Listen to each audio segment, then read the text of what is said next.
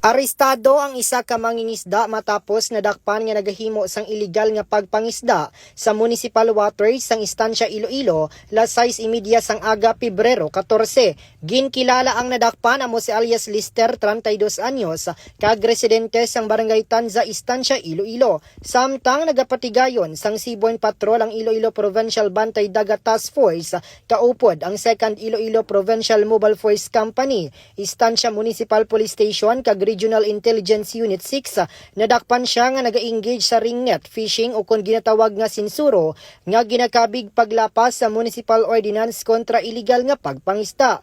Na-recover sa operasyon ang fishing boat kag mga parapernalya nga ginabanta na gabalor sang 800,000 pesos lakip ng 20 ka kilo sang anchovy o kon balingon nga nagabalor sang 1,500 pesos.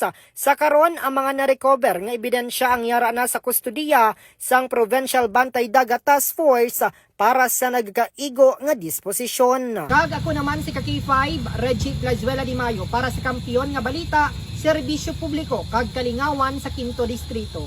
K5 News FM. Ang iniga balita ang ginadulong sa inyo sang DTX Coffee Mix. Himo sa natural nga sangka pareho sang amarkuso, chia seeds, sugared cane extract powder. DTX Coffee Mix. Nakakapi ka na, naka-detox ka pa. DTX Coffee Mix. Mabakal sa mga butika.